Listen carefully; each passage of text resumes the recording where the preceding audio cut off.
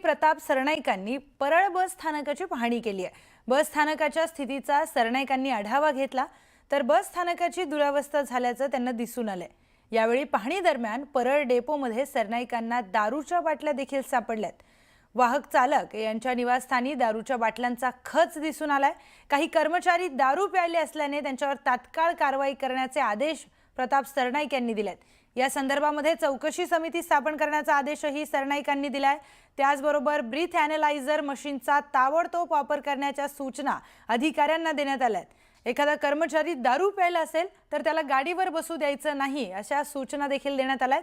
त्याचबरोबर प्रवासी आणि कर्मचाऱ्यांकडून अनेक तक्रारी आल्यानंतर सरनाईकांनी अधिकाऱ्यांना देखील झापलंय। यावेळी बस स्थानकाची स्थिती सुधारण्याविषयी सरनाईकांनी कर्मचाऱ्यांना सूचना दिल्या आहेत।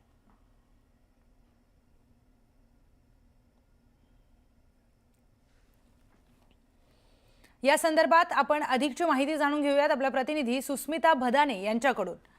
तर सुस्मिता, प्रताप सरनाईकांनी या सगळ्या सूचना अधिकाऱ्यांना दिलेल्या आहेत, त्याचबरोबर अतिशय धक्कादायक प्रकार बस स्थानकावर आढळून आलाय। काय अधिकची माहिती आहे, आणखी काय सूचना त्यांच्याकडून देण्यात आल्यात?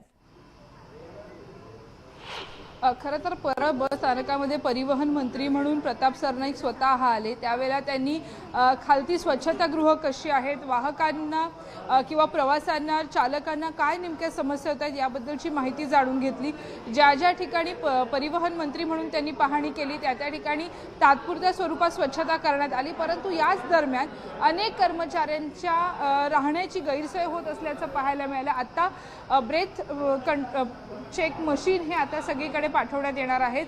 सगळ्या कर्मचाऱ्यांच्या मद्यपानाची त्यांनी केलं आहे की नाही याची तपासणी केली जाणार आहे। या दरम्यान आणखीन एक गोष्ट समोर आली ती म्हणजे अनेक कर्मचारी ज्या ठिकाणी राहतात अतिशय वाईट स्थितीमध्ये राहतात आणि याच कचरा पेटीतनं थेट दारूच्या बाटल्या आढळल्याचं सुद्धा पाहायला मिळालेलं होतं।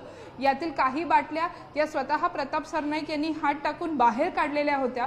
अतिशय गंभीर परिस्थिती इथे आहे। वारंवार आपण बघतोय की एसटी कर्मचाऱ्यांकडनं अपघाताचे प्रकार हे वाढत असतात। त्याचबरोबर ज्या वेळेला हे अपघात होतात त्यावेळेला मद्यपान केले आहे की नाही अशी शक्यता व्यक्त केली जात असते आणि म्हणूनच स्वतः प्रताप सरनाईक ज्या वेळेला इथे आले तर इथली जी परिस्थिती आहे ती बघून त्यांनी राग व्यक्त केला। आता आपण बघतोय की सगळ्या कर्मचाऱ्यांची दररोज तपासणी ही केली जाणार आहे। इथे उपस्थित असणाऱ्या काही कर्मचाऱ्यांनी मद्यपान केल्याचं पाहायला मिळालेलं होतं। त्यांच्या निलंबनाचे आदेश प्रताप सरनाईक यांनी दिलेले आहेत। त्याचबरोबर ज्या ज्या वेळेला मुंबईसह राज्याच्या अनेक ठिकाणी प्रवासी तक्रारी नोंदवतात त्या वेळेला तुम्ही काय कारवाई केली याचा आढावा सुद्धा त्यांनी घेतलेला आहे।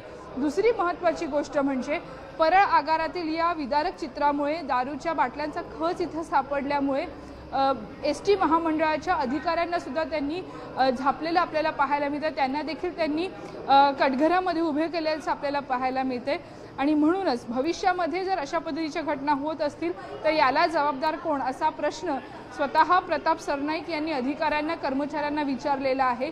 यातूनच आता आजपासूनच आपण जर बघितलं तर ब्रेथ ॲनालायझर मशीन्सच्या मदतीनं सर्व कर्मचाऱ्यांची तपासणी केली जात असल्याचं आपल्याला पाहायला मिळते। एकीकडे एकूणच बसेसची होणारी वाताहत आणि प्रवाशांचे होणारे हाल याच गोष्टीकडे केवळ लक्ष न केंद्रित करता कर्मचारी नेमकी कोणत्या स्थितीत गाड्या चालवत आहेत यावरती सुद्धा आक्षेप त्यांनी नोंदवला। आपण समोर बघता हे एक पथक इथे पोहोचलेलं आहे, ज्या पथकाच्या मदतीनं तपासणी केली जात आहे। ब्रेथ ॲनालायझर मशीन्सच्या मदतीनं ही सगळी तपासणी होणार आहे। अनेक कर्मचारी हे व्यसनाधीन असल्याचं सुद्धा त्यांनी बोलून दाखवलंय। त्यामुळे हा सगळा प्रकार अतिशय गंभीर असल्याचं सुद्धा स्वतः परिवहन मंत्र्यांनी म्हटल्यानं राज्यातील अनेक प्रवाशांच्या जीवाशी कोण खेळते हा प्रश्न आता पुन्हा एकदा अधोरेखित झालाय। निश्चितच सुस्मिता, आता हा प्रश्न अतिशय महत्त्वाचा आहे। धन्यवाद आपण दिलेल्या सविस्तर माहितीसाठी। एकीकडे प्रताप सरनाईक परळ एसटी डेपोची पाहणी करत असताना दुसरीकडे छत्रपती संभाजीनगर मधल्या एसटीच्या सावळ्या गोंधळावरून दानवेंनी सरनाईकांना सवाल केलाय। अजिंठा लेणी पाहण्यासाठी पर्यटकांची अलोट गर्दी आहे, पण महामंडळाचा सावळा गोंधळ पर्यटकांच्या मुळावर उठलाय। बसेसची संख्या कमी आणि चालकांची मनमानी कारभार यामुळे व्यवस्था पूर्णपणे कोलमडली आहे। पार्किंग पासून लेण्यांपर्यंत पोहोचायला तासनतास रांगेत उभं राहावं लागतं। जागतिक वारसा स्थळाची ही का ती सुसज्ज व्यवस्था असा सवाल त्यांनी परिवहन मंत्री सरनाईकांना विचारला।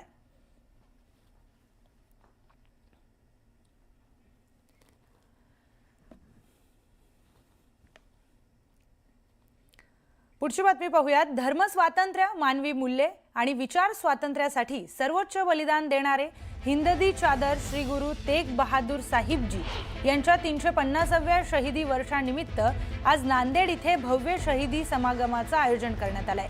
या कार्यक्रमाला केंद्रीय गृहमंत्री अमित शहा, मुख्यमंत्री फडणवीसांसह अनेक मान्यवर हे उपस्थित राहणार आहेत. या समागमासाठी देश विदेशातील लाखो शीख बांधव आणि भाविक हे नांदेडमध्ये दाखल झाले. तर नांदेड शहराला शीख धर्मीयांच्या दृष्टीने अत्यंत पवित्र आणि ऐतिहासिक महत्त्व आहे. जगभरातील शीख बांधवांसाठी आयुष्यात एकदा तरी नांदेड इथे येऊन हजूर साहिबमध्ये माथा टेकणं हे धार्मिक कर्तव्य आणि आध्यात्मिक समाधान मानलं जातं.